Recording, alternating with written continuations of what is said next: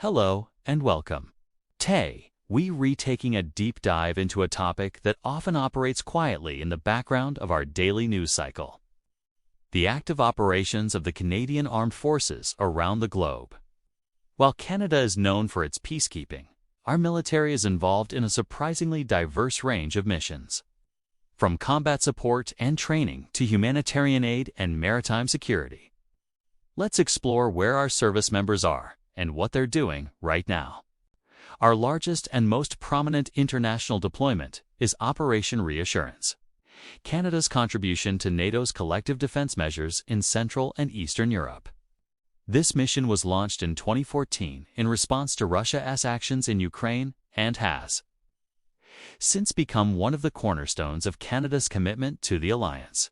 A significant portion of this operation is based in Latvia. Here, Canada leads a multinational NATO-enhanced forward presence battle group. This isn't just a handful of soldiers. We're talking about a robust, combat-capable force with hundreds of Canadian personnel at its core. They work alongside troops from several other allied nations, including Albania, Italy, Poland, Spain, and others. Their primary role is deterrence. By having a multinational force stationed on NATO's eastern flank, the message to any potential aggressor is clear: an attack on one is an attack on all.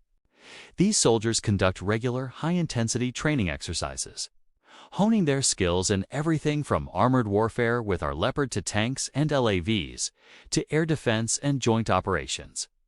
The goal is to ensure they are fully integrated with their allies and ready to respond to any crisis at a moment's notice. But Op Reassurance isn't limited to the ground. The Royal Canadian Air Force also plays a crucial part. On a rotational basis, CF-18 Hornet fighter jets deployed to the region for NATO's enhanced air policing mission. They fly alongside Allied aircraft, patrolling the skies over the Baltic and Black Sea regions, ready to intercept any unauthorized aircraft entering NATO airspace. This provides a protective umbrella and demonstrates the alliance's resolve to defend its airspace. At sea, the Royal Canadian Navy is a constant presence. Frigates and maritime patrol aircraft are regularly deployed to join NATO's standing naval forces. These maritime groups patrol key waterways, from the Mediterranean Sea to the North Atlantic, conducting surveillance, participating in multinational exercises, and ensuring the freedom of navigation. It's a critical role that supports maritime security and shows Canada's commitment to our naval allies. The scope of Op Reassurance is massive, involving every branch of our military and demonstrating Canada's unwavering commitment to our NATO allies. Shifting our focus to the Middle East, the Canadian Armed Forces are engaged in Operation Impact. This mission is Canada's contribution to the global coalition against Daesh. While the nature of the fight has evolved since the coalition was formed in 2014, the mission remains crucial for regional stability. Initially, Operation Impact involved airstrikes against Daesh targets. Today, the focus has shifted primarily to training and capacity building. Canadian personnel are working in Iraq, Jordan, and Lebanon to train and advise local security forces.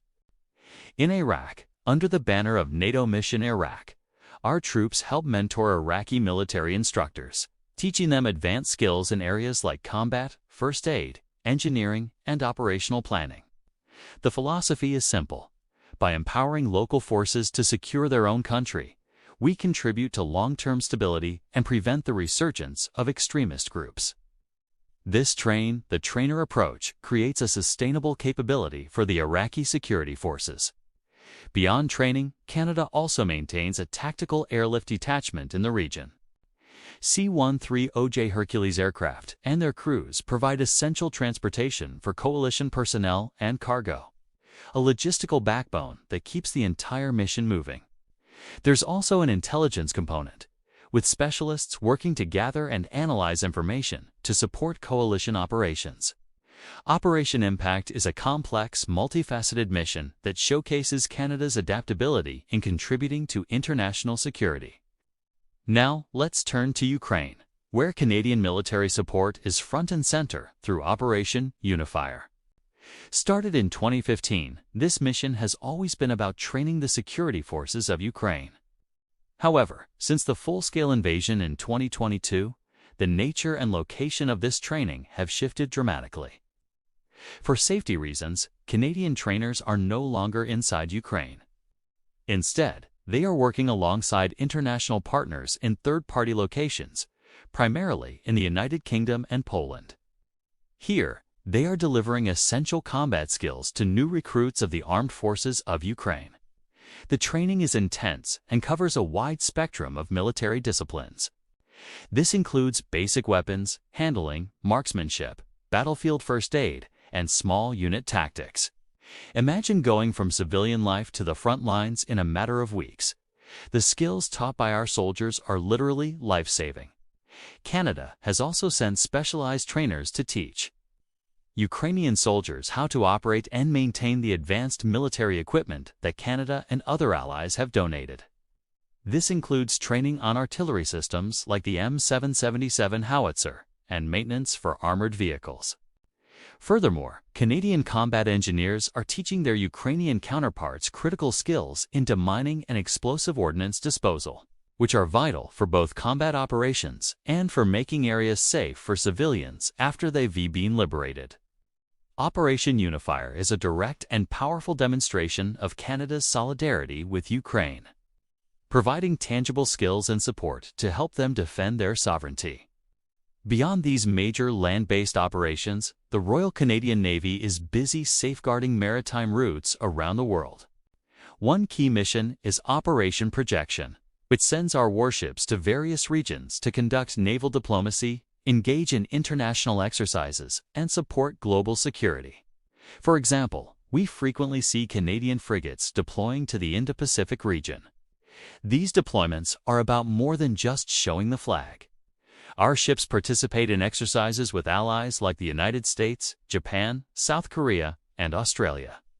They also conduct surveillance missions in international waters, including the East and South China Seas, to help enforce United Nations sanctions against North Korea.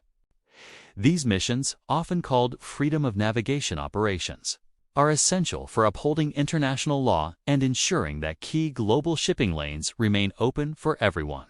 Closer to home, Operation Caribbean is Canada's contribution to the U.S.-led multinational campaign against illicit trafficking in the Caribbean Sea and the Eastern Pacific Ocean. Our warships and maritime patrol aircraft work with the U.S. Coast Guard and other partner nations to detect and interdict illegal drug shipments. Over the years, this operation has resulted in the seizure of tons of narcotics, disrupting the flow of money to transnational criminal organizations. It's a direct contribution to the security of North America and a mission where our Navy and Air Force have a significant and measurable impact. From the chilly waters of the North Atlantic to the warm currents of the Indo-Pacific, our sailors are at the forefront of protecting global maritime commons.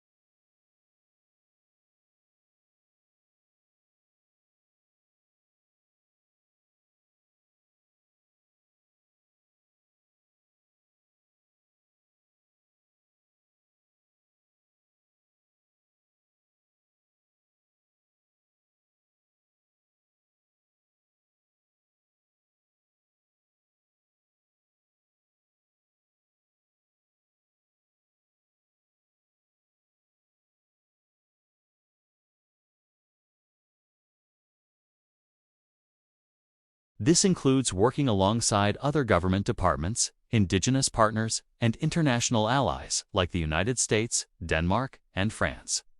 As the Arctic becomes more accessible due to climate change, ensuring we can assert our sovereignty and respond to any safety or security incident in the region is more important than ever.